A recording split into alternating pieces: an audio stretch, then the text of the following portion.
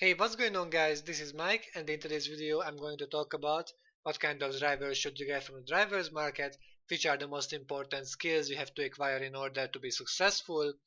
I'm going to talk about two certain strategies that you can use throughout your whole career, and also what is the best kind of salary which is worth it for certain drivers. I'm not going to record this video in full screen like the previous ones, only for a simple reason, because I didn't find a way yet how to go back and forth between pages when I'm in full screen. So you guys will be able to see the bottom and the top line of my desktop. I hope you won't mind that. Let's talk about the overall range and let's talk about the filter as you can find here. Overall range is very important throughout the whole game because this range is determining if you can resign your driver, if you can offer him another contract. If you are in rookie, then 85 is the top overall what you can have. Above that, you can't resign your driver, you can't offer another contract to him. In amateur, it's 110. In pro, it's 135, and in master, it's 160. Obviously, in elite, there is no overall restriction, so you can have as big as driver as you want. Another thing, there are two kind of way you can approach your driver and your career. You can either buy a young driver, as you can see. This is a rookie young driver, as you can see here. Skills are not so high, but it's young, so and you can get it relatively cheaply. Or you can even pick a driver which is having a higher age than this 30. As you can see, stats are a bit higher here, but it's still not the ones we should look for. If you are not a GPRO supporter, you will be see here another filter. You can filter the drivers here by reputation, overall talent, concentration, experience, technical insight, and so on. What is very important in certain groups, we can check this one as well. Okay, let's start it from the first point of view. Let's start it from the way where we are getting young drivers. With young drivers, you really have to pay attention to have high talent. For example, him is having 250 talent is basically the most you can have. But as you can see here, the stamina is low. Likewise, all of the others left is concentration as well. We could um, we could filter this by age as well. For example, he is 17 years old. By the way, no matter which group are you in, if you are above rookie and if you are in amateur, you can still go by these overalls as well. His talent is high, his aggressiveness as well, but as you can see, his stamina and concentration is low. But he's a very young driver, you can work on concentration and work on stamina for a very long time. What are the most important traits for a driver? Concentration is important. Concentration is showing how you can, continuously put better and better laps, how you can stay consistent on the track. So concentration is important to be high. Other important thing is talent. What does talent mean? Talent in general is not giving extra speed for your driver, so high talent driver on dry will be the same as a low talent driver. Talent is giving you the speed in rain. If you have a high talented driver, he will be very quick in rain, even though you have a weak car or if you messed up your setup a bit. Well, not very quick compared to the level quick. Aggressiveness is showing how aggressive your driver it overtakes with defending and so on. Aggressiveness also means that your driver will burn out the car even faster, and also he might make more mistakes. Not to mention he might crash out more often. You have to find the sweet spot in aggressiveness in order to be successful. Experience will also grow by the amount of races you are doing.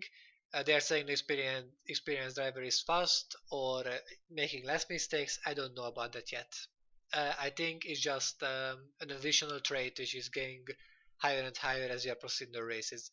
Technical insights is helping you with setups, so your driver can give you better feedbacks when you are making a setup. and you can get a more accurate one like that. Stamina is helping if you are wanting to go with higher risks. Your driver will be able to take these risks better, his energy will decrease even lower. You can complete races on high risks. So this is very useful. Charisma is just for the sponsors. The more charismatic your driver is, I think you can attract more sponsors, but I don't think that's very important. And there is motivation. Motivation basically helps your driver to do better in qualifying session. The higher your motivation, the better you qualify, but also your overall will be higher as well, and you have to take care of overall. Reputation is not so important as long as I can recall, and weight can be reduced by fitness training.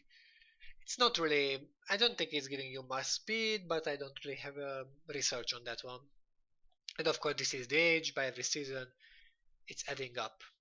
So these were the traits, and the most important are the concentration, the talent, and the stamina, in my opinion. These ones should be high. Let's talk about the salary now. Here we can see a salary one, so we can go down. It's important to buy a low salary driver.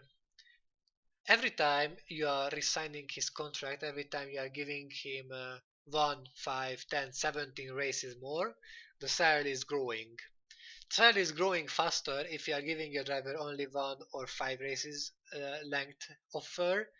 It's um, it's growing the least by the amount of races you are giving him. So the more races you are giving him, the slower the salary is growing.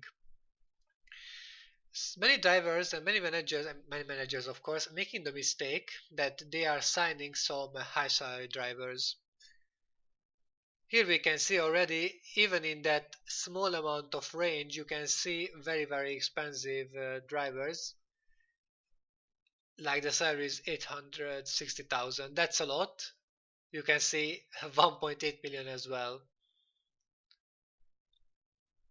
And this driver is retiring from the season without a contract. Why is it so expensive?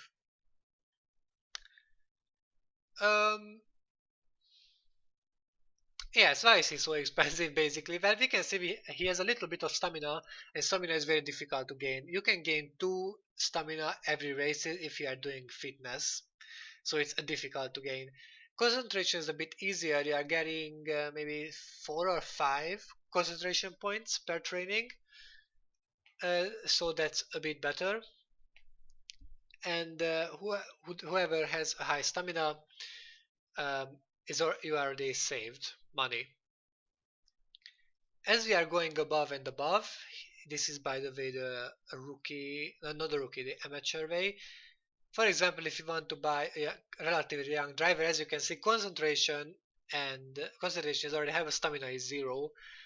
You will need at least 100 races. No, actually not 100 races, but around 50. 50 or 60 races you need to get a healthy amount of stamina. And yeah, you have to survive in that way. So you have to find a sweet spot here as well. What salary is the best? It can't be too cheap because driver is bad, but it can't be too expensive either because all of your money will be taken away. As you can see here, they are being older. The other strategy that I was talking about, buy an old driver, buy a driver around the age of 70.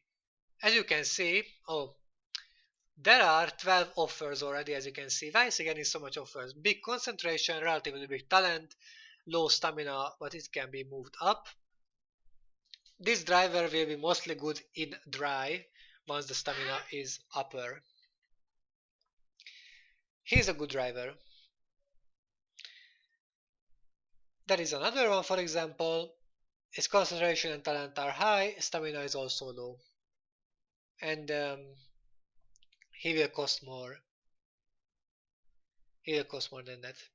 Let me show my drivers to you guys. You, you can't check my driver in general because it's hidden, but this is my driver. As you can see, the salary is 588 here. 588, as we could see, this is what you can get for approximately. And look at these stats and look at my stats. Motivation is high. You don't have to take motivation because I need motivation currently. You can see talent is relatively high, like pretty high, 218. Concentration is 169, which is already pretty good for pro. And stamina here is 149. Experience, technical insight, and these. My driver is already above the 135 border, so I can't really resign my driver. If I make the motivation lower, then I will be able later. So how did I do it? It's simple. I bought this driver at the age of 19, if I remember correctly, and it was like with zero stamina. I started to raise concentration and stamina as well. Good thing to know. Concentration, as you are putting the training into it, stamina is going lower and lower, so you have to pay attention as well. Because the concentration training makes your stamina go lower by 2. So for that amount of money, this kind of driver you won't be able to find like ever. As you can see, even for 1 million, stamina is 0, even though concentration is high, but talent is low. Um, you have to make a good deal. If nobody is betting on the driver, then you could make less salary to him. Like you could give him like 200,000 salary if nobody is betting him or they are accepting it. You can see the top driver is where there is not a top driver, as you can see. There is one in a very high way. He is 191 overall. As you can see, he is very, very good. High concentration, high talent, high stamina. Basically, here is it written: as you are in pro group, you cannot offer contracts to driver with over a higher than 135. You have to pay attention for that. But yeah, believe it or not, this is like very high, but believe it or not, my current driver, if I would do more concentration, as you can see, 151 stamina, mine is 149. But my concentration is not big enough, but the overall is similar. So as you can see, um, there are two ways to get close to the final goal: a fast and a slow way. What I recommend for you that if you really have time and if you are dedicated to this game, go for a slow way. The slow way takes a lot of time. Like the one season lasts for 17 races, and there are 2 races every 7th day. Well, so it takes a while. It really takes a while to be able to complete seasons with your drivers. But if you are taking a good approach, you could get a very cheap driver, like a very cheap salary, like as you could see, 500,000, which is not so cheap in pro anymore, but the driver itself is amazing. And yeah,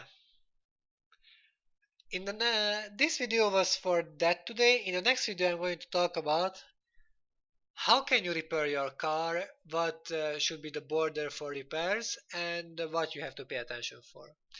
I was Mike. I hope you guys enjoyed this video. If you have any kind of critiques towards me, then please write under the comment section in the comment section under the video. I will try to change for the next videos, and I will try to put my best into these videos because I want to be informative for you guys. As I said before, I was Mike. See you guys in the next video. Till then, take care of yourself and goodbye.